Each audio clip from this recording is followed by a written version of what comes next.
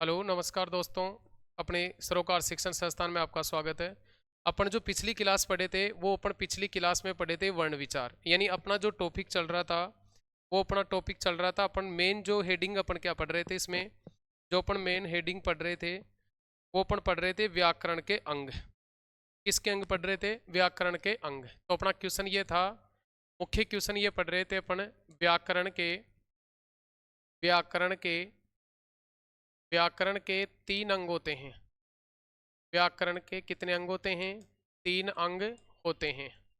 तो यदि अपन बात करें कि व्याकरण के अंग कितने होते हैं? 3। जो सबसे पहले अपन आता है इसमें व्याकरण में, वो अपन पहला पढ़े हैं वर्ण। इसके बाद सेकंड नंबर पे अपन पढ़ेंगे वो अपन सेकंड नंबर पे पढ़ेंगे शब्द।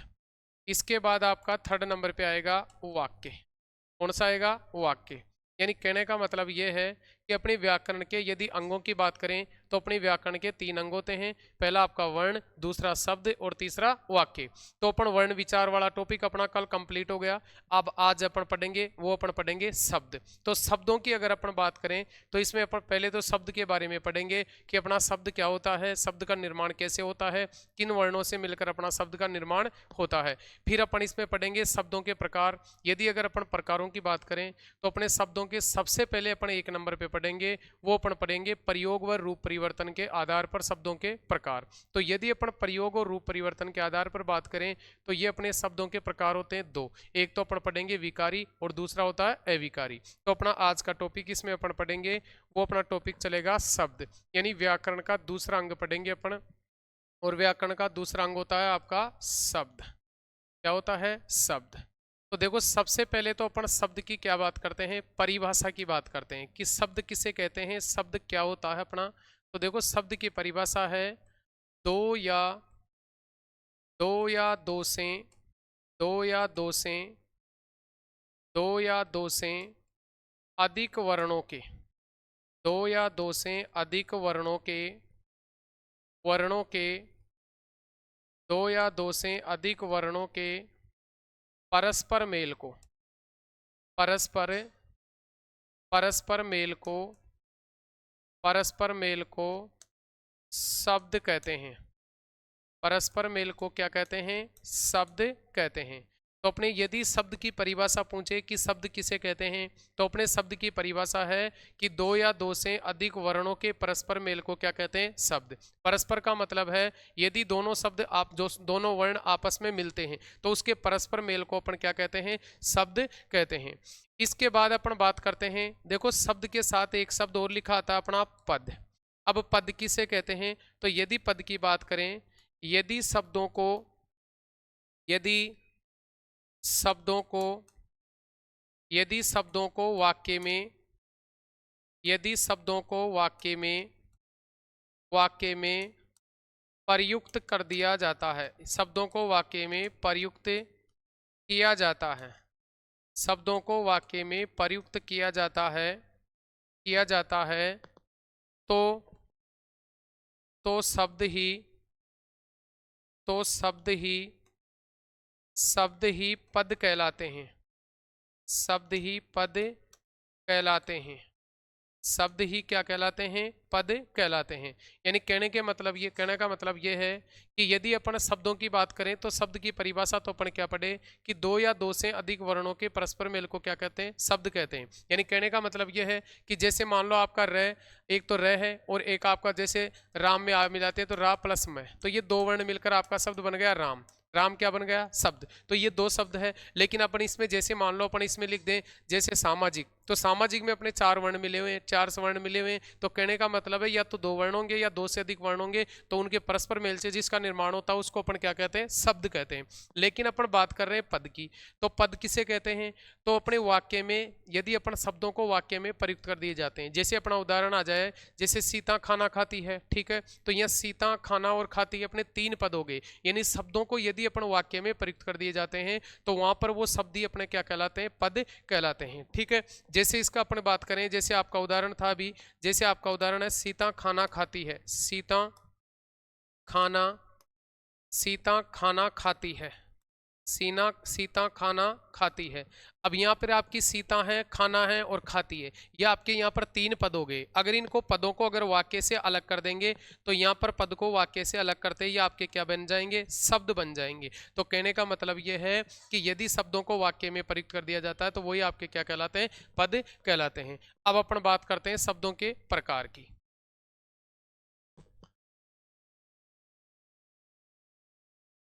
शब्दों के प्रकार,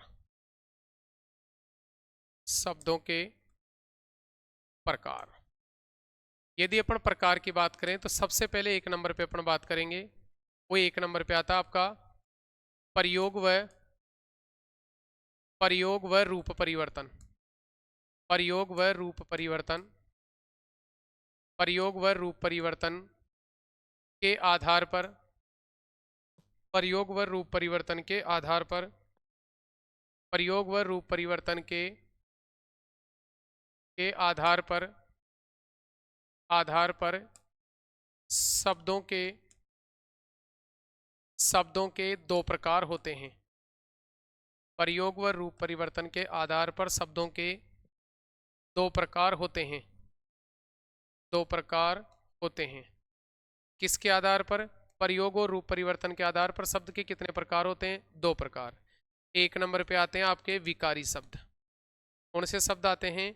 विकारी शब्द। 1 नंबर पे आता है आपका विकारी शब्द।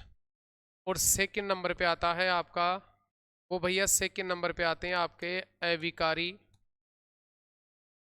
अविकारी, या इन्हीं का दूसरा नाम है अव्यय। अविकारी या अव्यय शब्द, अविकारी या अव्यय शब्द। तो कहने का मतलब यह है कि आपके प्रयोग और रूप परिवर्तन के आधार पर शब्द के 2 प्रकार होते हैं। एक तो आपका शब्द होता है विकारी और दूसरा होता है अविकारी। अब क्वेश्चन अपना सबसे पहले विकारी की अपन परिभाषा की बात करें कि विकारी शब्द किसे कहते हैं, तो इसकी परिभाषा है कि वे शब्द जिनमें लिंग, वचन, कारक व काल के अनुसार परिवर्तन होता है। यानी ऐसे शब्द आ जाएं कि जिनमें लिंग, वचन, कारक और काल के अनुसार परिवर्तन हो रहा है, उसको तो अपन विकारी शब्द कहते हैं। और जिनमें लिंग, वचन, कारक और काल के अनुसार परिवर्तन नहीं होता है, उनको अविकारी या उन्हीं का दूसरा नाम है अव्यय शब्द कहते हैं। अब अपने इसमें बात करें तो आपके विकारी शब्दों की बात करें तो भैया विकारी शब्द कितने होते हैं? 4। और आपके यदि अविकारी की बात करें तो अविकारी भी कितने होते हैं? 4। यानी 4 ही तो विकारी होते हैं और 4 ही आपके क्या होते हैं? अविकारी होते हैं। तो देखो विकारी 4 कौन कौन से होते हैं? 1 नंबर पे आती है आपकी संज्ञा, 1 नंबर पे संज्ञा। 2 नंबर पे आता है भैया आपका, वो आपका आता है सर्वनाम। कौन सा आता है? सर्वनाम। इसके बाद 3 नंबर पे आता है आपका विशेषण। 3 नंबर पे क्या आता है? विशेषण। ठीक है, विशेषण। इसके बाद में आपका जो 4 नंबर पे आती है वो आपकी आती है क्रिया। क्या आती है? क्रिया। यानी अपने विकारी 4 होते हैं, वो कौन कौन से होते हैं? संज्ञा, सर्वनाम, विशेषण और क्रिया। ठीक है, अविकारी की बात करें तो भैया ये भी कितने होते हैं? आपके 4 होते हैं। अविकारी शब्द भी कितने होते हैं? 4। यदि अविकारी की बात करें तो ये भी आपके कितने होते हैं? अविकारी शब्द भी कितने होते हैं? 4 होते हैं। अब देखो 4 कौन कौन से होते हैं? 1 नंबर पे आएगा वो आपका आएगा क्रिया विशेषण। क्या आएगा 1 नंबर पे? क्रिया विशेषण। 1 नंबर पे आएगा क्रिया विशेषण अव्यय। 1 नंबर पे आएगा क्रिया विशेषण अव्यय। इसके बाद सेकंड नंबर पे आएगा वो आपका आएगा समुच्चय। कौन सा आएगा? समुच्चय बोधक। सेकंड नंबर पे आता है आपका समुच्चय बोधक अव्यय, समुच्चय बोधक अव्यय। इसके बाद थर्ड नंबर पे आता है आपका भैया वो आता है संबंध बोधक अव्यय। कौन सा आता है? संबंध बोधक अव्यय, संबंध बोधक अव्यय। और 4 नंबर पे आता है विस्मयादि बोधक। कौन सा आता है 4 नंबर पे? विस्मयादि बोधक, विस्मयादि बोधक अव्यय। तो कहने का मतलब है अपने अविकारी शब्द पूछे तो अविकारी भी 4 होते हैं और आपके विकारी शब्द भी कितने होते हैं? 4 होते हैं। तो ये अपनी बात हुई थी कि प्रयोग और रूप परिवर्तन के आधार पर शब्दों के दो प्रकार होते हैं, पहला तो कौन सा, विकारी, और दूसरा अविकारी। अब अपन सबसे पहले बात करते हैं, वो अपन विकारी की बात करते हैं। किसकी बात करते हैं? विकारी। तो ये 1 नंबर पे आता है आपका, 1 नंबर पे शब्द आते हैं विकारी शब्द। कौन से शब्द आएंगे? विकारी शब्द। यदि अपन सबसे पहले विकारी की परिभाषा की बात करते हैं तो इसकी परिभाषा है, वे शब्द वे शब्द वे शब्द जिनमें वे शब्द जिनमें लिंग वे शब्द जिनमें लिंग, वचन, कारक, लिंग, वचन, कारक और काल के अनुसार, वे शब्द जिनमें लिंग, वचन, कारक और काल के अनुसार परिवर्तन होता है, काल के अनुसार परिवर्तन होता है, उन्हें विकारी शब्द कहते हैं। उन्हें विकारी शब्द कहते हैं। कौन से शब्द कहते हैं? उन्हें विकारी शब्द कहते हैं। यहाँ पर अगर बात करें तो इसमें विकारी शब्द में अपने विकारी शब्द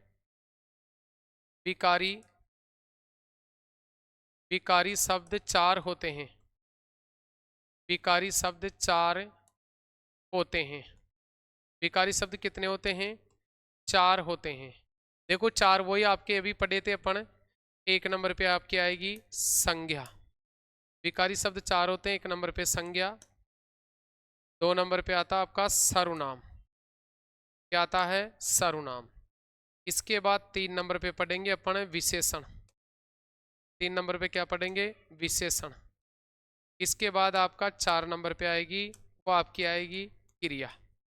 4 नंबर पे क्या आती है? आपकी क्रिया। तो कहने का मतलब है, अपने विकारी शब्दों की बात करें तो अपने विकारी शब्द कितने होते हैं? 4 होते हैं।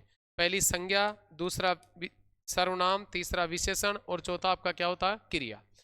देखो इसमें अपने सामने 4 शब्द दिख रहे हैं। एक है लिंग, दूसरा है वचन, तीसरा है कारक और चौथा है काल। कि वे शब्द जिनमें लिंग, वचन, कारक और काल के अनुसार क्या होता है? परिवर्तन होता है, उसे अपन कौन से शब्द कहते हैं? उसको अपन विकारी शब्द कहते हैं। तो यहाँ अपन विकारी की बात करें तो अपने सामने 4 शब्द हैं, संज्ञा, सर्वनाम, विशेषण और आपकी क्या आती है? क्रिया। लेकिन अपने सामने इसके अलावा और शब्द हैं, जैसे एक आपके सामने शब्द दिख रहा है लिंग। अब कई बार क्वेश्चन ये भी पूछ लेता है कि लिंग का अर्थ क्या होता है, वचन का अर्थ क्या होता है, कारक का अर्थ क्या होता है, काल का अर्थ क्या होता है। तो आपको इसमें याद रखना है, यदि लिंग शब्द की बात करें तो इस लिंग शब्द का यदि अपने को शाब्दिक अर्थ पूछे तो भैया इसका शाब्दिक अर्थ होता है पहचान, या पहचान नहीं है ओके, अपन इसको बोल सकते हैं चिन्ह। क्या बोल सकते हैं? चिन्ह। यानी लिंग शब्द का शाब्दिक अर्थ होता है पहचान या चिन्ह, पहचान या चिन्ह। यदि अपन वचन की बात करें तो इसमें वचन शब्द का यदि शाब्दिक अर्थ पूछे तो वचन शब्द का शाब्दिक अर्थ होता है संख्या। क्या होता है? संख्या। यदि कारक की बात करें तो अपना कारक शब्द का शाब्दिक अर्थ होता है कार्य करने वाला। कारक का शाब्दिक अर्थ क्या होता है? कार्य करने वाला, कार्य करने वाला। और चौथा अपने सामने शब्द आता है काल। चौथा शब्द कौन सा आता है? काल। जो भैया काल शब्द का शाब्दिक अर्थ होता है समय।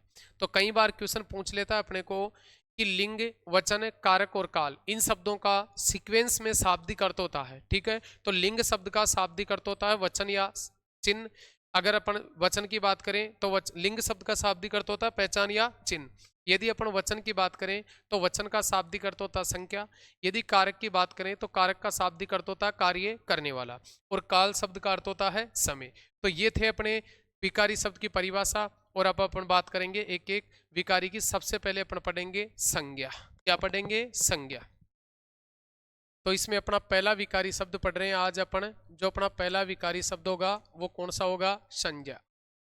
यदि इसका अपन टुकड़े करें तो इसका अपना निकलता है शब्द सम प्लस ज्ञा। संज्ञा के यदि टुकड़े करें तो सम प्लस ज्ञा। लेकिन संज्ञा शब्द का अपने को यदि शाब्दिक अर्थ पूछे कि संज्ञा शब्द का कौन सा अर्थ? शाब्दिक अर्थ। तो आपका यदि संज्ञा शब्द का शाब्दिक अर्थ पूछे तो भैया इसका शाब्दिक अर्थ होता है नाम। संज्ञा शब्द का शाब्दिक अर्थ क्या होता है? नाम। लेकिन यहाँ पर संज्ञा शब्द दो शब्दों से मिलकर बना है, सम प्लस ज्ञा। तो सम का अर्थ होता है समान रूप से और ज्ञा का अर्थ होता है जानना। यानी अपन इसको ये बोल सकते हैं कि इसमें जो सम है इसका अर्थ होता है समान रूप से। क्या होता है? समान रूप से। सम का अर्थ होता है समान रूप से और ज्ञा का अर्थ होता है, वो होता है जानना। ज्ञा का अर्थ क्या होता है? जानना। यानी अपना संज्ञा शब्द दो शब्दों से मिलकर बना है, सम प्लस ज्ञा। सम का अर्थ होता है समान रूप से, ज्ञा का अर्थ होता है जानना। लेकिन अपने को पूछे कि संज्ञा शब्द का शाब्दिक अर्थ क्या होता है, तो संज्ञा शब्द का शाब्दिक अर्थ होता है नाम। क्या अर्थ होता है संज्ञा शब्द का शाब्दिक अर्थ? नाम होता है। इसके बाद अगर अपन संज्ञा की परिभाषा की बात करें तो यदि अपनी संज्ञा की परिभाषा की बात करें कि संज्ञा किसे कहते हैं, तो देखो अपनी संज्ञा की परिभाषा होती है वे शब्द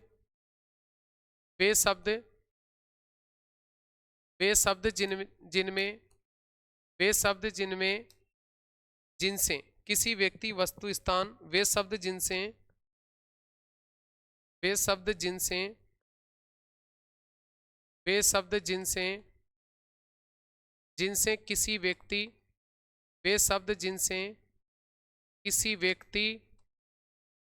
किसी व्यक्ति वस्तु स्थान वे शब्द जिनसे किसी व्यक्ति वस्तु स्थान आदि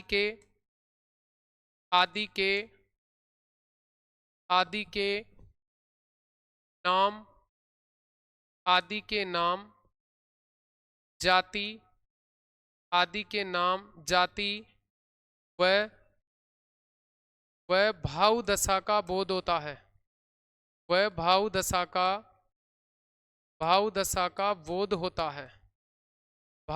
का बोध होता है उन्हें भाव दशा का बोध होता है, उन्हें संज्ञा कहते हैं। उन्हें क्या कहते हैं? संज्ञा कहते हैं। देखो सबसे पहला क्वेश्चन तो आपका यही आता है कि संज्ञा किसे कहते हैं। तो अपनी संज्ञा की परिभाषा है कि वे शब्द जिनसे किसी व्यक्ति वस्तु स्थान आदि के नाम जाति व भाव दशा का बोध होता है उसी को अपन क्या कहते हैं? संज्ञा कहते हैं। तो आपका सबसे पहला क्वेश्चन तो कई बार क्वेश्चन ये भी पूछ लेता है कि संज्ञा शब्द का शाब्दिक अर्थ होता है नाम। संज्ञा शब्द दो शब्दों से मिलकर बना है, सम प्लस ज्ञा। सम का अर्थ होता है समान रूप से और ज्ञा का अर्थ क्या होता है? जानना होता है। यदि परिभाषा पूछे इसकी तो वे शब्द जिनसे किसी व्यक्ति वस्तु स्थान आदि के नाम का बोध होता है उसे अपन क्या कहते हैं? संज्ञा कहते हैं। आगे देखो, आगे अपन अगला क्वेश्चन अपन आता है संज्ञा के मुख्य रूप से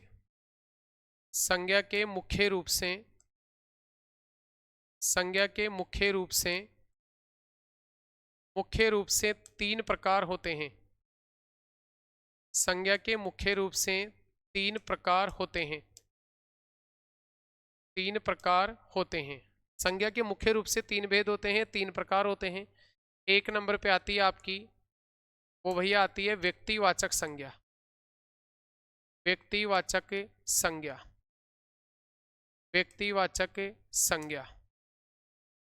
इसके बाद सेकंड नंबर पे आती है आपकी, वो आपकी सेकंड नंबर पे आती है जातिवाचक संज्ञा।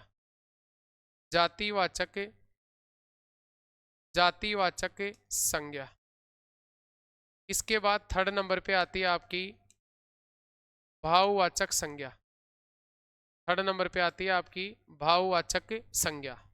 ठीक है, थर्ड नंबर पे कौन संज्ञा आती है? भाववाचक संज्ञा। ठीक है, तो कहने का मतलब ये है संज्ञा के मुख्य रूप से तीन भेद ये आपके तीन प्रकार होते हैं। एक नंबर पे व्यक्तिवाचक संज्ञा, दो नंबर पे जातिवाचक संज्ञा और तीन नंबर पे कौन सी हो गई आपकी? भाववाचक संज्ञा।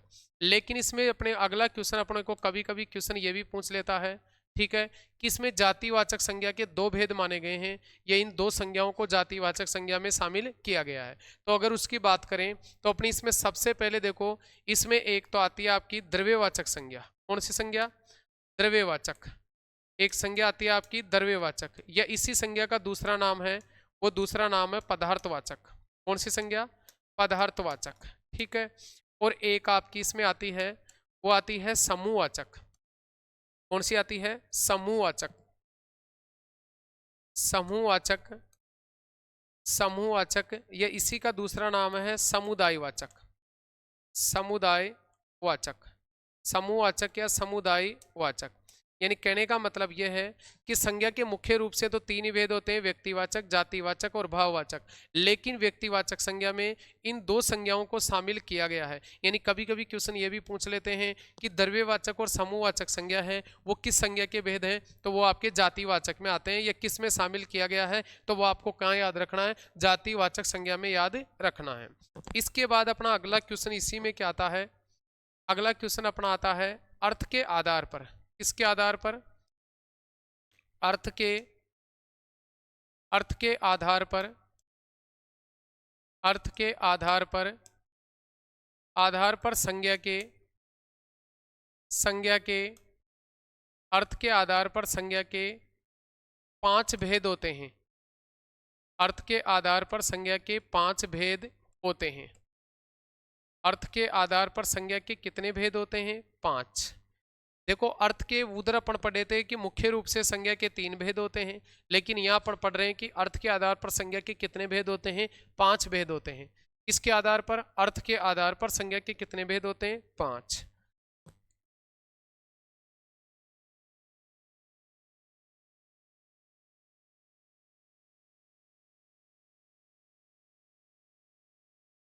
अर्थ के आधार पर,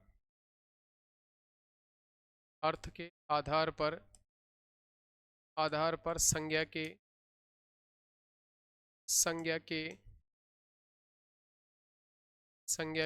5 भेद होते हैं। बात एक ही है, चाहे प्रकार पूछे चाहे भेद पूछे, कितने बताना आपको? 5। अब देखो, 5 भेदों की बात करें तो सबसे पहले 1 नंबर पे आपकी वही संज्ञा कौन सी आती है? व्यक्तिवाचक संज्ञा।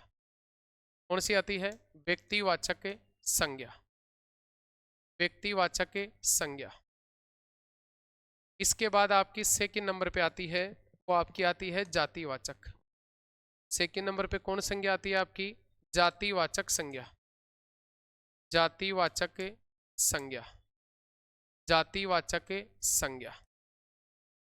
इसके बाद आपकी थर्ड नंबर पे आती है, वो थर्ड नंबर पे, इसमें आपको याद रखना है 3 नंबर पे द्रव्यवाचक। थर्ड नंबर पे कौन सी आएगी?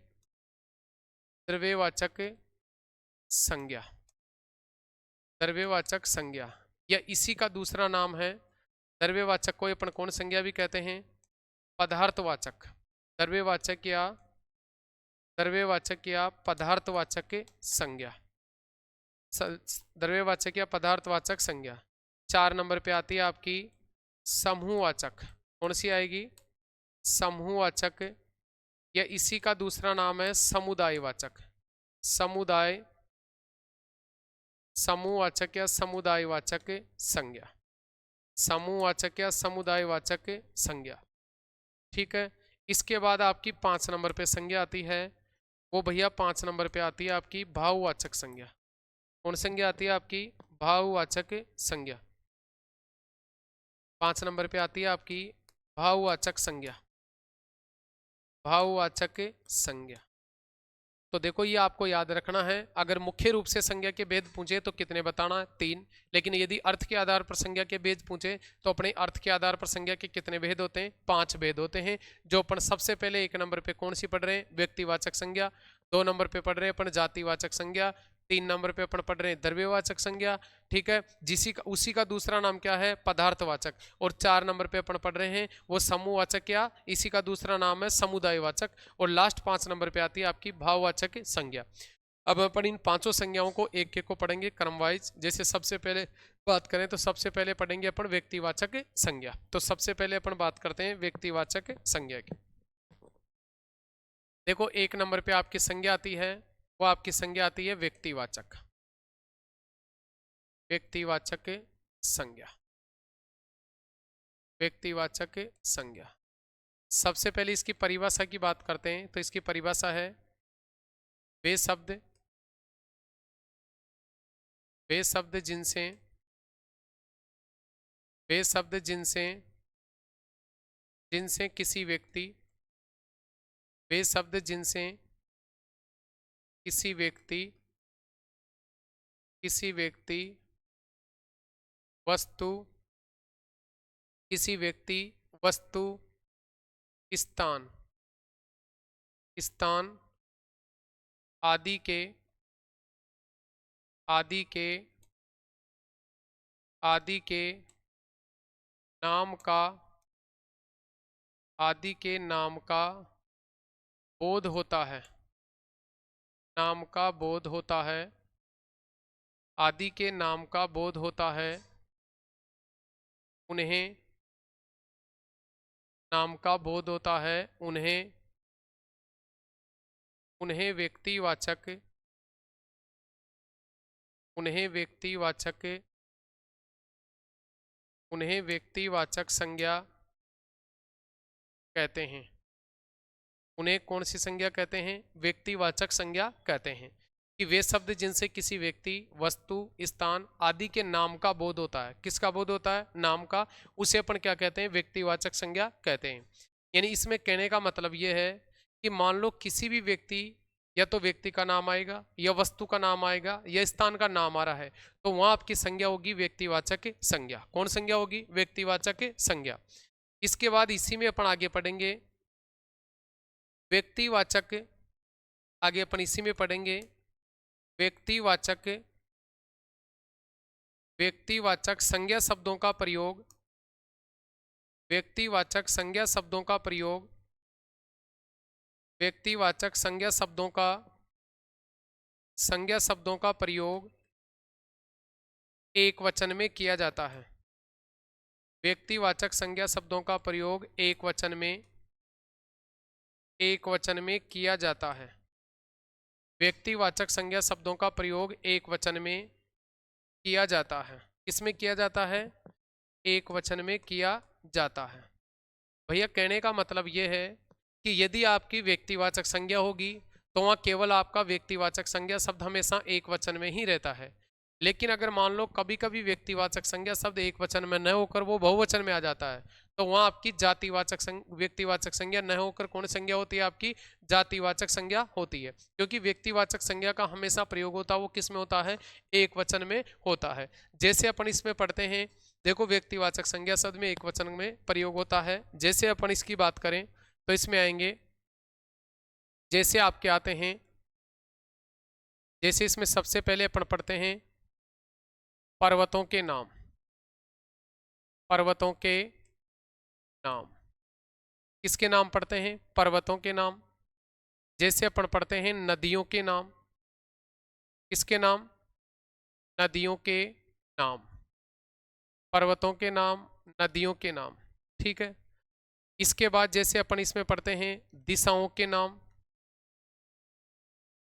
किसके नाम आते हैं दिशाओं के नाम दिशाओं के नाम इसके बाद अपने आते हैं नगरों के नाम किसके आते हैं भैया नगरों के नाम इसके बाद अपने आते हैं पठारों के नाम पठारों के नाम इसके बाद आते हैं अपने ग्रह नक्षत्रों के नाम ग्रह नक्षत्रों के नाम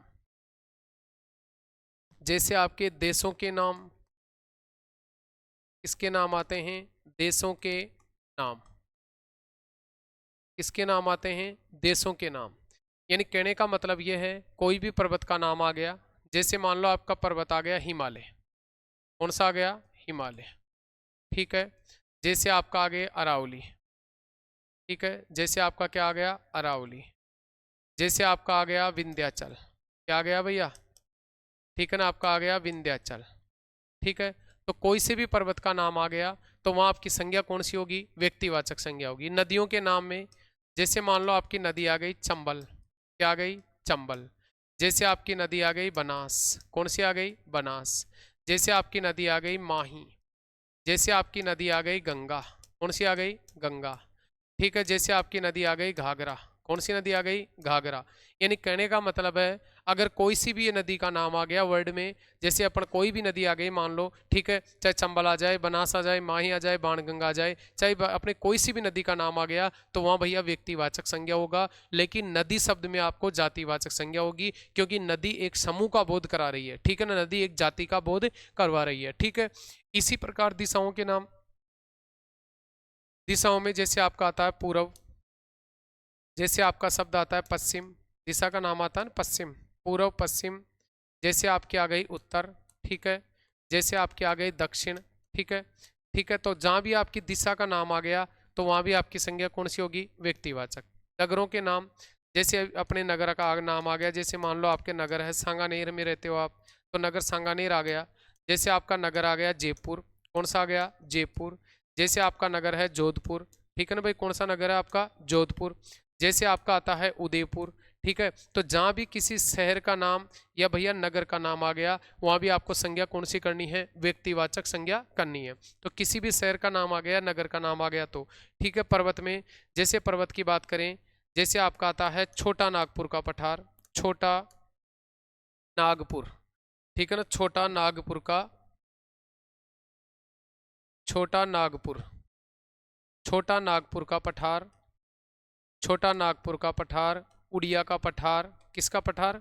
उड़िया का पठार, छोटा नागपुर का पठार, उड़िया का पठार। यानी किसी भी पठार का नाम आ जाए, जैसे आबू का पठार, जैसे पामीर का पठार, ठीक है, जैसे तिब्बत का पठार, अगर किसी भी पठार का नाम आ गया तो वहां भी आपको संज्ञा कौन सी करनी है भैया? व्यक्तिवाचक संज्ञा करनी है। ग्रह नक्षत्रों में जैसे आपका सूर्य आ गया, ठीक है, जैसे आपका चंद्रमा आ गया, क्या आ गया? सूर्य, चंद्रमा। जैसे आपकी पृथ्वी आ गई, ठीक है ना, क्या आ गई? पृथ्वी। जैसे आपका शनि आ गया, क्या आ गया भैया? शनि, ठीक है। जैसे आपका शुक्र आ गया, क्या आ गया? शुक्र। यानी कोई भी ग्रह का नाम आ गया या नक्षत्र का नाम आ गया तो वहां भी आपकी कौन संज्ञा होगी? व्यक्तिवाचक संज्ञा होगी। जैसे देशों के नाम, यदि अपन देशों में बात करें, जैसे अपन भारत का नाम आ गया, जैसे मान लो नेपाल आ गया, क्या आ गया? नेपाल। जैसे आपका आ गया भूटान आ गया, क्या आ गया? भूटान, ठीक है। जैसे भूटान, जैसे आपका चीन आ गया, यानी मान लो किसी भी देश का नाम आ गया, ठीक है, तो वहां भी आपकी संज्ञा कौन सी होगी? व्यक्तिवाचक संज्ञा होगी। तो भैया आपको इसमें याद रखना है कि यदि आपको पर्वत में पूछे तो जातिवाचक, लेकिन पर्वत का नाम आए तो व्यक्तिवाचक। नदी शब्द में पूछे तो जातिवाचक, लेकिन नदियों का नाम आ गया तो व्यक्तिवाचक। इसी के बाद दिशा शब्द में जातिवाचक, लेकिन दिशाओं के नाम आ गए तो व्यक्तिवाचक। नगर शब्द में जातिवाचक, पठार में जातिवाचक, ग्रह में जातिवाचक, देशों में संज्ञा पूछे तो कौन सी है? जातिवाचक। लेकिन देशों के नाम, ग्रह नक्षत्रों के नाम आ गए तो वहां संज्ञा कौन सी होगी? आपकी व्यक्तिवाचक संज्ञा होगी। ठीक है, इसके बाद आगे चलते हैं। इसके बाद आप इसी में आगे पढ़ते हैं। आगे आता है अपना राज्यों के नाम। किसके नाम आ गए? राज्यों के, राज्यों के नाम, राज्यों के नाम। इसके बाद आ गया आपके बालकों के नाम, बालकों के नाम, बालकों के नाम, बालिकाओं के नाम, बालकों के नाम, बालिकाओं के, बालकों के नाम, बालिकाओं के नाम। इसके बाद है आपके पशुओं की नस्लों के नाम, पशुओं की, पशुओं की नस्लों के नाम, नस्लों के, पशुओं की नस्लों के नाम, पशुओं की नस्लों के नाम। इसके बाद है वस्तुओं की कंपनियों के नाम, वस्तुओं की, वस्तुओं की कंपनियों के नाम, कंपनियों के नाम। कंपनियों के नाम का मतलब है यदि मान लो कोई भी वस्तु है, जैसे ही फैन है, पंखा है, अगर पंखे को पंखा शब्द में तो जातिवाचक है, लेकिन अगर पंखे की कंपनी आ जाए, ओरिएंट का पंखा, बजाज का पंखा, ठीक है, तो वहां आपकी संज्ञा कौन सी होगी? व्यक्तिवाचक संज्ञा होगी। कौन सी होगी? व्यक्तिवाचक। जैसे राज्यों के नाम, यहाँ जैसे अपना राजस्थान आ गया, ठीक है, जैसे आपका राजस्थान, जैसे आपका आ गया उत्तर प्रदेश, आपका उत्तर प्रदेश, जैसे आपका आ गया मध्य प्रदेश, क्या आ गया, मध्य प्रदेश, ठीक है। जैसे आपका सब बिहार आ गया राज्य, कौन सा आ गया, बिहार। यानी कहने का मतलब है किसी भी राज्य का नाम आ गया, ठीक है, तो वहां आपकी संज्ञा कौन सी होगी, व्यक्तिवाचक। लेकिन राज्य शब्द में संज्ञा पूछ ले तो कौन सी होगी, जातिवाचक। इसके बाद है बालकों के नाम। जैसे मान लो किसी बालक का नाम है राम है, ठीक है, किसी का नाम है मोहन, ठीक है। जैसे मान लो किसी का नाम है रामलाल, क्या है नाम, रामलाल, ठीक है। जैसे मान लो किसी का नाम है राम प्रसाद, ठीक है, क्या है, किसी का नाम है राम प्रसाद। जैसे किसी का नाम है मंगल, ठीक है। तो यानी कहने का मतलब है किसी भी व्यक्ति का नाम आ जाए या बालक का नाम आ जाए तो वहां आपको कौन संज्ञा करनी है, व्यक्तिवाचक संज्ञा करनी है। इसके बाद बालिकाओं के नाम। जैसे बालिकाओं में आ गया आपका मान लो सीता, जैसे आ गया सीता के बाद जैसे गीता आ गई, ठीक है। जैसे आपका नाम आ गया ग्यारसी, ठीक है। जैसे आपका नाम आ गया मंगली, ठीक है, ठीक है। जैसे आपका नाम आ गया गोपाली, ठीक है। तो कहने का मतलब यह है कि अगर मान लो किसी भी महिला का नाम आ गया, ठीक है, तो किसी भी पुरुष का नाम आ गया तो वहां संज्ञा कौन सी करनी है, आपको व्यक्तिवाचक संज्ञा करनी है। कौन संज्ञा करनी है, व्यक्तिवाचक संज्ञा करनी है, ठीक है। जैसे आपका इसमें अंजलि आ गया, किसी का नाम क्या आ गया, अंजलि, ठीक है। तो वहां संज्ञा कौन सी करनी है आपको, व्यक्तिवाचक संज्ञा अंजलि कर दिया। इसके बाद अपन पशुओं की नस्लों के नाम की बात कर रहे हैं। तो सबसे पहले जैसे गाय की नस्ल की बात करें अपन, किसकी नस्ल की बात करें, गाय की नस्ल। जैसे गाय की नस्ल में अपन पढ़ते हैं राठी। कौन सी गाय, राठी। एक तो राठी होती है, एक होती है थार पारकर, थार पारकर, ठीक है। तो राठी और थार पारकर गाय की नस्ल है। जैसे अपन भैंस की बात करें, ठीक है ना, किसकी बात करें, भैंस, तो भैंस की नस्ल होती है जैसे अपन पढ़ते हैं सूरती। कौन सी पढ़ते हैं भैया, सूरती। जैसे अपन पढ़ते हैं जाफरावादी, कौन सी पढ़ते हैं, जाफरावादी, सूरती, जाफरावादी। जैसे अपन पढ़ते हैं मुर्रा, कौन सी है, मुर्रा। तो मुर्रा भैंस की नस्ल होती है। तो जहां भी पशुओं की नस्लों के नाम आ गए तो वहां भी कौन संज्ञा करनी है आपको, व्यक्तिवाचक संज्ञा करनी है। जैसे अपन इसमें बात करें, जैसे अपन इसमें जैसे अपन बात करें यहाँ पर बकरी की नस्ल, किसकी नस्ल आ जाए, मान लो बकरी की नस्ल आ गई, ठीक है, किसकी नस्ल आ गई, बकरी की नस्ल। तो बकरी में जैसे अपन पढ़ते हैं सिरोही बकरी आ गई, मान लो कौन सी आ गई, सिरोही, ठीक है। सिरोही के साथ में जैसे आपकी आ गई मान लो इसमें बीकानेरी आ गई, क्या आ गई भैया, बीकानेरी, ठीक है, बीकानेरी आ गई। जैसे भेड़ की नस्ल कभी कभी मारवाड़ी भी होती है, ठीक है ना, कौन सी होती है, मारवाड़ी, ठीक है, मारवाड़ी होती है, ठीक है। जैसे अपन पढ़ते हैं मारवाड़ी, सिरोही, बीकानेरी। तो इनमें भेड़ की नस्ल आ जाए, चाहे बकरी की नस्ल आए, चाहे ऊँट की नस्ल आए, ठीक है ना, चाहे घोड़े की नस्ल आ जाए, तो किसी भी नस्ल, किसी भी जानवर की अगर नस्ल का नाम आता है, पशुओं की नस्ल का नाम आता है, तो वहाँ भी आपकी संज्ञा कौन सी होती है, व्यक्तिवाचक संज्ञा होती है, ठीक है। तो आपको इसमें याद रखना है। इसमें अपन किस में पढ़े थे, बकरी की नस्ल आ जाए तो भी कौन संज्ञा करनी है आपको, व्यक्तिवाचक संज्ञा करनी है। तो ये ध्यान रखना है कि किसी भी व्यक्ति का नाम आए, चाहे अपन अभी इसमें लास्ट में अपन पढ़ रहे थे कि जैसे वस्तुओं की, कंपनियों के नाम, अपन किसकी बात कर रहे थे, वस्तुओं की। जैसे अपन पढ़ रहे थे इसमें वस्तुओं की, वस्तुओं की कंपनियों के नाम, कंपनी के नाम, कंपनी के नाम। तो यदि अपन कंपनी के नाम की बात करें तो भैया जैसे अपने सामने मान लो शब्द लिखा हुआ पंखा, तो भैया पंखा शब्द में तो अगर आपको क्वेश्चन पूछे तो पंखा में तो कौन संज्ञा होती है, जातिवाचक होती है। कौन सी होती है पंखा में, तो जातिवाचक। लेकिन आपकी पंखा की कंपनी होगी, मान लो आप बोलोगे उषा का पंखा, किसका पंखा, उषा का पंखा, ठीक है, उषा का पंखा। या आप बोलोगे ओरिएंट का पंखा, किसका पंखा, ओरिएंट, ठीक है, ओरिएंट, ओरिएंट का पंखा, ठीक है।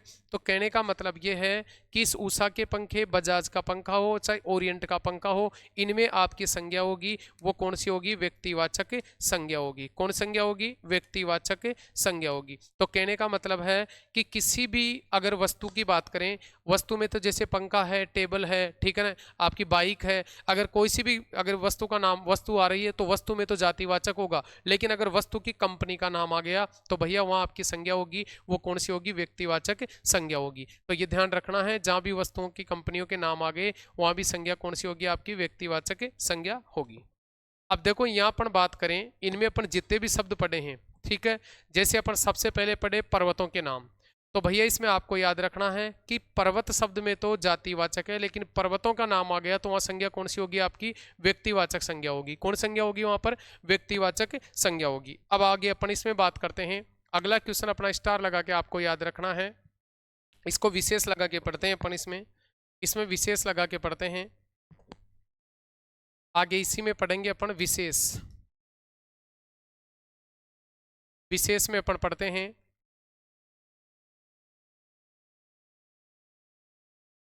किसी व्यक्ति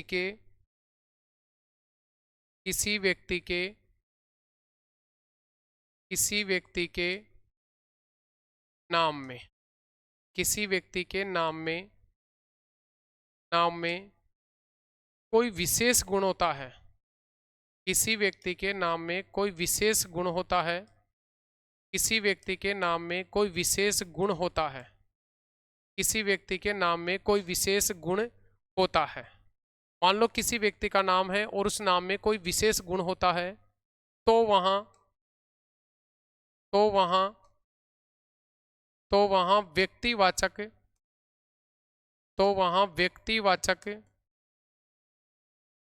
व्यक्तिवाचक संज्ञा न होकर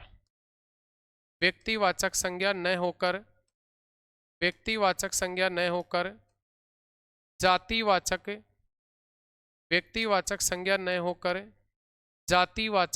संज्ञा होती है।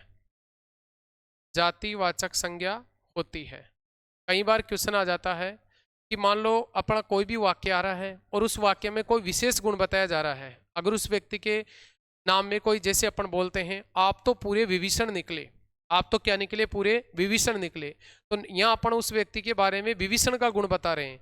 विभीषण का मतलब होता है, वो होता है घर का वेद उजागर करने वाला, कि आप तो पूरे क्या निकले? विभीषण निकले। तो वहां आपकी व्यक्तिवाचक संज्ञा न होकर विभीषण शब्द में कौन संज्ञा हो गई?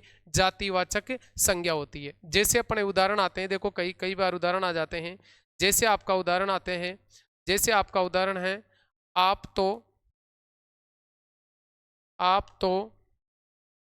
आप तो पूरे विभीषण निकले। आप तो पूरे विभीषण निकले। आप तो पूरे क्या निकले भैया? विभीषण निकले। कभी कभी अपन बोलते हैं कि आप तो पूरे विभीषण निकले, और यहाँ क्वेश्चन अपने को पूछता है कि विभीषण में कौन सी संज्ञा है। अब देखो वैसे अगर अपने को डायरेक्ट क्वेश्चन पूछे, वाक्य नहीं देगा और केवल आपको ऐसे पूछे विभीषण में कौन सी संज्ञा है, तो आपको केवल व्यक्तिवाचक संज्ञा बतानी है। लेकिन वाक्य देकर अगर उसमें फिर अपने को रेखांकित करके पूछता है आप तो पूरे विभीषण निकले, तो अपन उस व्यक्ति को ये कह रहे हैं कि आपने तो वास्तव में, आप तो घर का वेद उजागर करने वाले हो, आप तो विभीषण के समान हो। ठीक है, तो कहने का मतलब है यहाँ विभीषण में आपको संज्ञा पूछे तो यहाँ इस वाक्य में तो जातिवाचक है, लेकिन केवल आपको वाक्य न देकर शॉर्ट में पूछे डायरेक्ट कि विभीषण में कौन सी संज्ञा होती है, तो अपने को व्यक्तिवाचक संज्ञा बतानी है। इसके बाद अगला क्वेश्चन अपने बात करें। अगला क्वेश्चन है देश में। अगला क्वेश्चन आता है आपका देश में अनेक जेचंद पैदा हो गए। देश में अनेक जेचंद पैदा हो गए। देश में अनेक जेचंद पैदा हो गए। अब ये वाक्य देकर आपको पूछ रहा है जेचंद में कौन सी संज्ञा है। ठीक है, तो जेचंद में या तो जातिवाचक है, क्योंकि जेचंद कौन होता है? वो होता है देशद्रोही। कौन होता है? देशद्रोही होता है। तो यहाँ पर अगर आपने वाक्य में पूछे, जयचंद पूछे चाहे विभीषण पूछे, तो यहाँ तो आपकी जातिवाचक संज्ञा होगी। लेकिन केवल आपको बिना वाक्य देकर डायरेक्ट पूछे कि जयचंद में कौन संज्ञा होगी, तो वहाँ आपकी व्यक्तिवाचक संज्ञा होगी। उसी प्रकार जैसे अगर अपन बोले, जैसे अगला इसमें उदाहरण आता है आपका, जैसे इसमें अगला उदाहरण है आप तो, जैसे आपका उदाहरण आ गया, मान लो आप तो रावण हो। आप तो रावण हो। मान लो अपन किसी व्यक्ति को कह रहे हैं, वो कह रहा है आप तो रावण हो, तो यहाँ रावण में यदि संज्ञा पूछे तो रावण में संज्ञा कौन सी होगी? जातिवाचक होगी, क्योंकि अपन उसको किसके समान बता रहे हैं? रावण के समान बता रहे हैं कि आप तो क्या हो? रावण हो। ठीक है ना। रावण कौन था? रावण अहंकारी व्यक्ति होता है, उसी को अपन क्या कहते हैं? रावण। तो आप तो क्या हो? रावण हो। इसके बाद जैसे अपन कभी कभी बोलते हैं, अपना कभी कभी क्वेश्चन है आप तो, जैसे अपन इसी को बोले आप तो भीम हो। आप तो क्या हो? भीम हो। अब भीम में अगर अपन बात करें, केवल आपको यहाँ रेखांकित करके पूछे तो भीम में भी कौन सी होगी, जातिवाचक, क्योंकि भीम एक बलशाली व्यक्ति था, ठीक है ना। यहाँ भीम का शब्द का प्रयोग करते हैं कोई बलशाली व्यक्ति के लिए, ठीक है। जैसे अपन कभी कभी बोलते हैं कि वह तो परीक्षा से पहले भीष्म तैयारी करता है, तो भीष्म वो व्यक्ति वो होता है जो अपने प्रण पर अटल रहने वाला होता है, ठीक है ना। तो कहने का मतलब है अगर वाक्य देकर ऐसे शब्द पूछे, चाहे रावण आ जाए, चाहे भीम आ जाए, चाहे आपका रावण भीम आ जाए, जयचंद आ जाए, विभीषण आ जाए या भीष्म आ जाए, अगर वाक्य के अनुसार अपने को पूछ रहा है तो वहां तो आपकी संज्ञा कौन सी होगी, जातिवाचक होगी। लेकिन अगर शॉर्ट में डायरेक्ट अपने को पूछता है कि रावण में कौन संज्ञा होती है, तो वहां अपनी संज्ञा होगी व्यक्तिवाचक संज्ञा। तो ये अपन पीछे क्या पढ़े, इसमें अपन ये पढ़े कि किसी व्यक्ति के नाम में कोई विशेष गुण होता है तो वहां व्यक्तिवाचक संज्ञा न होकर कौन संज्ञा होती है, अपनी जातिवाचक संज्ञा होती है। एक बार अपन पीछे देखते हैं वापस, देखो अपना टॉपिक अपन इसमें से क्या पढ़े थे।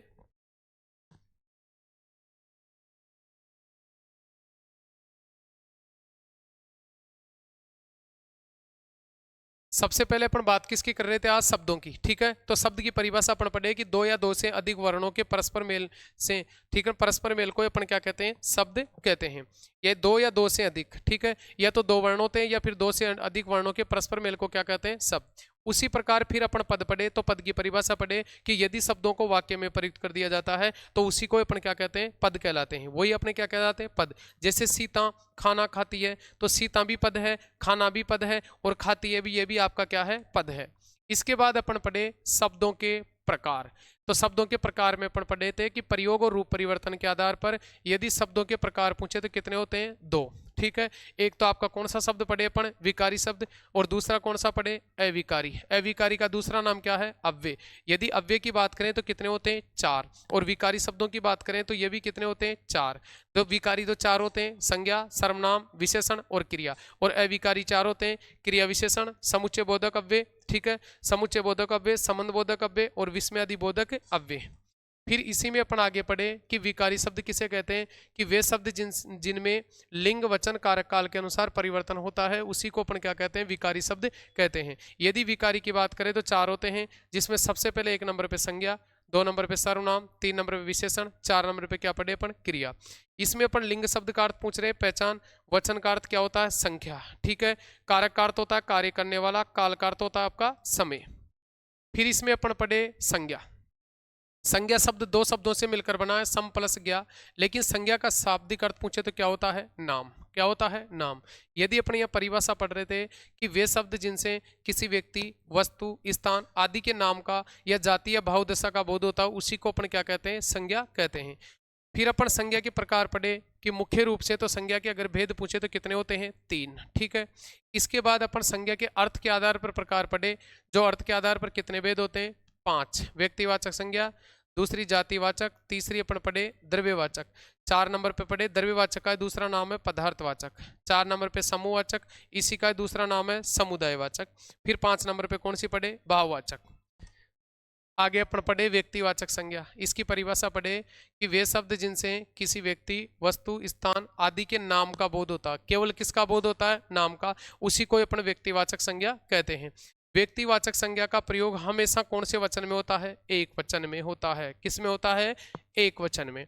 इसके बाद अपन पढ़े जैसे पर्वतों के नाम आ गए, नदियों के नाम आ गए, दिशाओं के नाम आ गए, नगरों के नाम आ गए, पठारों के नाम आ गए, ग्रह नक्षत्रों के नाम आ गए, देशों के नाम आ गए। किसके नाम आ गए, देशों के। या फिर राज्यों के नाम आ गए, बालकों के नाम, बालिकाओं के नाम, पशुओं की नस्लों के नाम। जैसे गाय की नस्ल आ गई आपकी राठी आ गई, थार पारकर आ गई, भैंस की नकल जाफरावादी, सूरती आ गई, मुर्रा आ गई, ठीक है। जैसे बीकानेरी सिरोही बकरी आ गई, मारवाड़ी भेड़ आ गई, ठीक है। तो ये सभी आपकी क्या है, नस्लें हैं। इसके बाद वस्तुओं की कंपनियों में जैसे मान लो पंखा है, अब पंखा में तो जातिवाचक है, लेकिन ओरिएंट का पंखा आ जाए या उषा का पंखा आ जाए तो कौन संज्ञा होगी, व्यक्तिवाचक। फिर अपन पढ़े कि किसी विशेष व्यक्ति के नाम में कोई विशेष गुण होता है तो वहाँ व्यक्तिवाचक संज्ञा न होकर वहाँ आपकी संज्ञा कौन सी होती है, जातिवाचक। जैसे अपन पढ़े विभीषण, ठीक है। जैसे अपन पढ़े जयचंद, ठीक है। इसके बाद जैसे अपन इसी में पढ़े रावण, ठीक है। अपन पढ़े भीम, तो इन शब्दों में आपकी संज्ञा कौन सी होती है, जातिवाचक संज्ञा होती है। फिर अपन इसी में आगे पढ़ते हैं व्यक्तिवाचक संज्ञा में ही। देखो व्यक्तिवाचक संज्ञा में अपन क्या पढ़ते हैं,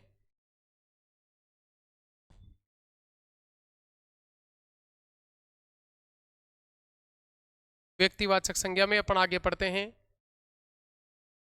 यदि किसी व्यक्ति के यदि किसी व्यक्ति के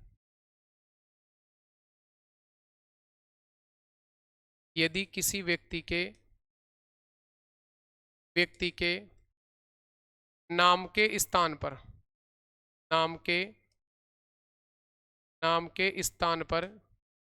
स्थान पर जाति का बोध होता है, जाति का बोध होता है, जाति का बोध होता है तो वहाँ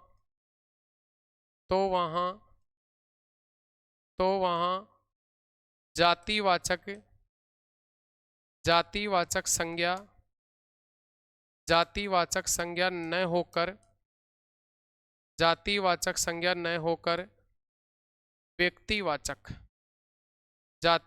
संज्ञा न होकर व्यक्तिवाचक संज्ञा होती है। यानी नाम वहाँ जाति का बोध होता है, लेकिन जातिवाचक न होकर कौन सी होती है? व्यक्तिवाचक। जैसे अगर अपन इनकी बात करें उदाहरणों की, ठीक है, तो जैसे आपका उदाहरण आता है, जैसे मान लो गोस्वामी जी ने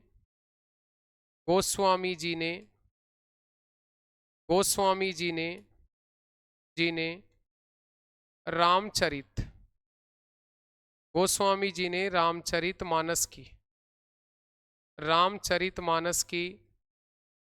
गोस्वामी जी ने रामचरित मानस की रचना की। गोस्वामी जी ने रामचरित मानस की क्या की? रचना की। अब यहाँ अपना क्वेश्चन मान लो, आपको क्वेश्चन पूछ ले कि गोस्वामी जी में कौन सी संज्ञा है, तो भैया देखो यहाँ वैसे तो गोस्वामी एक जाति का नाम है, जातिवाचक होना चाहिए, लेकिन यहाँ गोस्वामी किसके लिए आया है? गोस्वामी शब्द आया तुलसीदास जी के लिए। किसके लिए आया है? तुलसीदास जी के लिए। तो यहाँ गोस्वामी में आपकी संज्ञा होगी, वो आपकी कौन सी संज्ञा होगी? व्यक्तिवाचक संज्ञा होगी। क्योंकि अपना क्वेश्चन क्या है कि यदि किसी व्यक्ति के नाम के स्थान पर जाति का बोध होता है, तो तुलसीदास जी के स्थान पर गोस्वामी जाति का बोध होता है, ठीक है, तो वहाँ जातिवाचक संज्ञा न होकर आपकी कौन संज्ञा होती है? व्यक्तिवाचक होती है। कई बार क्वेश्चन पूछा हुआ है कि गोस्वामी जी में कौन संज्ञा होगी, तो भैया गोस्वामी एक जाति होती है, लेकिन यह जातिवाचक न होगी। गोस्वामी शब्द तुलसीदास जी के लिए आया है, तो गोस्वामी में आपकी व्यक्तिवाचक संज्ञा होगी। इसके बाद जैसे अपन कभी कभी क्वेश्चन आपका यह भी याद आता है, गांधी जी भारत के राष्ट्रपिता हैं। गांधी जी भारत के राष्ट्रपिता हैं, ठीक है। गांधी जी भारत के क्या हैं? राष्ट्रपिता हैं, ठीक है। तो राष्ट्रपिता का मतलब है, यहाँ पर राष्ट्रपिता की बात कर रहे हैं, ठीक है। तो यहाँ गांधी शब्द में कई बार क्वेश्चन पूछ लेता है कि गांधी जी में कौन सी संज्ञा है, तो भैया यहाँ गांधी जी में अगर संज्ञा पूछे तो भैया गांधी जी में संज्ञा होगी आपकी व्यक्तिवाचक, क्योंकि गांधी एक जाति है, ठीक है ना, गांधी एक क्या है? जाति है। लेकिन यहाँ पर गांधी जी शब्द आया है, वो राष्ट्रपिता किसको कहते हैं? मोहनदास करमचंद को कहते हैं, तो मोहनदास करमचंद के लिए आपका गांधी जी शब्द आया है। इसके बाद जैसे कई बार अगला क्वेश्चन अपना ये क्वेश्चन भी पूछ लेता है, जैसे मान लो आपका क्वेश्चन आ जाए पंडित जी, कौन भैया? पंडित जी, क्वेश्चन आ जाए आपके पंडित जी भारत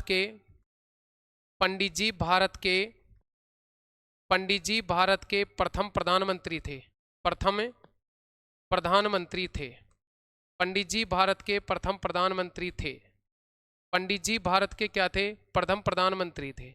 अब यहाँ क्वेश्चन अपने को क्या पूछ लेता है? कभी कभी क्वेश्चन अपने को यह भी पूछ लेता है कि पंडित जी की बात करें यदि अपन, कि पंडित जी में कौन सी संज्ञा है, तो भैया ये पंडित जी शब्द है वो किसके लिए आया है? तो यहाँ पंडित शब्द है वो जवाहरलाल नेहरू के लिए आया है, क्योंकि अपने प्रधानमंत्री कौन थे? प्रथम जवाहरलाल नेहरू थे। तो यहाँ क्वेश्चन पूछा है पंडित जी भारत के प्रथम प्रधानमंत्री थे, तो पंडित जी के लिए यदि अपने को यहाँ संज्ञा पूछे तो भैया पंडित जी में आपकी व्यक्तिवाचक संज्ञा होगी वैसे तो देखा जाए तो। लेकिन अगर अपन बात करें पंडित, तो पंडित तो एक जाति है, लेकिन यह पंडित जी किसके लिए आया है? यह पंडित जी आया है जवाहरलाल नेहरू के लिए। तो यहाँ पंडित जी में यदि अपने को संज्ञा पूछे तो कौन सी आपकी व्यक्तिवाचक संज्ञा है। इसके बाद अपना एक उदाहरण और आता है, जैसे आपका उदाहरण है गुरु जी की। किसकी भैया? गुरु जी की, गुरु जी का, की नहीं का, गुरु जी का गुरुजी का व्याकरण, गुरुजी का व्याकरण, व्याकरण बहुत प्रसिद्ध है, गुरुजी का व्याकरण बहुत प्रसिद्ध है, गुरुजी का व्याकरण बहुत क्या है, प्रसिद्ध है। भैया व्याकरण शब्द पुल्लिंग होता है, स्त्रीलिंग नहीं होता। गुरुजी का व्याकरण बहुत प्रसिद्ध है। अब यहाँ अपन गुरुजी की बात कर रहे हैं कि गुरुजी का व्याकरण बहुत प्रसिद्ध है। तो यहाँ गुरुजी में यदि अपने को संज्ञा पूछे तो गुरुजी में भैया आपकी संज्ञा होगी व्यक्तिवाचक संज्ञा, क्योंकि गुरुजी शब्द किसके लिए आया है, तो आपका गुरुजी शब्द आया है वो आपका आया है कामता प्रसाद गुरु के लिए। किसके लिए आया है, कामता प्रसाद गुरु, यानी हिंदी के जो महान गुरु हैं वो है कामता प्रसाद गुरु। तो इसलिए आपको ये याद रखना है कि किसी व्यक्ति के नाम के स्थान पर उसकी जाति का बोध हो रहा है तो वहां आपकी जातिवाचक संज्ञा न होकर कौन संज्ञा होती है, व्यक्तिवाचक संज्ञा होती है। तो ये अपन इसमें पढ़े कि यदि इसमें अपन ये पढ़ रहे हैं, यदि किसी व्यक्ति के नाम के स्थान पर, किसके स्थान पर, नाम के स्थान पर किसका बोध होता है, जाति का बोध होता है, तो वहां आपकी जातिवाचक संज्ञा न होकर, ठीक है, कौन संज्ञा होती है, व्यक्तिवाचक संज्ञा होती है। तो यहाँ जैसे अपना उदाहरण आ गया, मान लो गोस्वामी जी ने रामचरितमानस की रचना की। गोस्वामी जी ने किसकी रचना की थी, रामचरितमानस की रचना की थी। अब यहाँ गोस्वामी शब्द पढ़े अपन, तो गोस्वामी में वैसे तो जातिवाचक है शब्द, तो सब तो जाति है, लेकिन यह संज्ञा कौन सी होगी, आपकी व्यक्तिवाचक होगी, क्योंकि गोस्वामी जी तुलसीदास जी के लिए आया है, पंडित जी जवाहरलाल नेहरू के लिए आया है, गांधी जी मोहनदास करमचंद के लिए आया है, गुरु जी कामता प्रसाद गुरु के लिए आया है। तो ये अपन इसमें पढ़े थे। पीछे वाला देखो एक बार, अपन पीछे अपन इसमें क्या पढ़ चुके, पीछे अपन पढ़े थे किसी व्यक्ति के नाम में कोई विशेष गुण आता है तो वह व्यक्तिवाचक संज्ञा न होकर कौन संज्ञा होती है, जातिवाचक। ठीक है, तो कहने का मतलब है यहाँ विभीषण, जयचंद और आपका भीम है, रावण है, इन शब्दों में संज्ञा पूछे तो कौन सी पढ़े अपन, जातिवाचक संज्ञा पढ़े। अब अपन इसमें आगे जो सेकंड नंबर पे संज्ञा पढ़ेंगे इसमें, वो अपन पढ़ेंगे जातिवाचक संज्ञा। देखो व्यक्तिवाचक कंप्लीट हो गई अपनी। सेकंड नंबर पे कौन संज्ञा पढ़ रहे हैं अपन, जातिवाचक। सेकंड नंबर पे आपकी संज्ञा आती है जातिवाचक संज्ञा, जातिवाचक संज्ञा। देखो सबसे पहला क्वेश्चन तो अपना आता है इस जाति शब्द का, किसका, जाति शब्द का, जाति शब्द का शाब्दिक अर्थ। जाति शब्द का कौन सा अर्थ है, शाब्दिक अर्थ। तो भैया अपना जाति शब्द का शाब्दिक अर्थ पूछे तो इस शब्द का शाब्दिक अर्थ होता है, वो होता है आपका समूह, या इसी का दूसरा अर्थ होता है समुदाय। जाति शब्द का शाब्दिक अर्थ होता है समूह या समुदाय, समूह या समुदाय। तो कई बार क्वेश्चन पूछ लेता है कि जो जातिवाचक संज्ञा है इसमें जाति शब्द का शाब्दिक अर्थ क्या होता है, तो जातिवाचक संज्ञा में जाति शब्द का शाब्दिक अर्थ होता है समूह या समुदाय। ठीक है, तो अपन इसमें अपन बात कर रहे थे, सबसे पहले अपन बात करें व्यक्तिवाचक संज्ञा की, और सेकंड नंबर पे अपन बात करें जातिवाचक संज्ञा की। तो जाति शब्द का यदि शाब्दिक अर्थ पूछे तो इसका शाब्दिक अर्थ होता है समूह या समुदाय। ठीक है, नेक्स्ट अपन इसमें आगे नेक्स्ट क्लास में पढ़ेंगे। थैंक यू, धन्यवाद।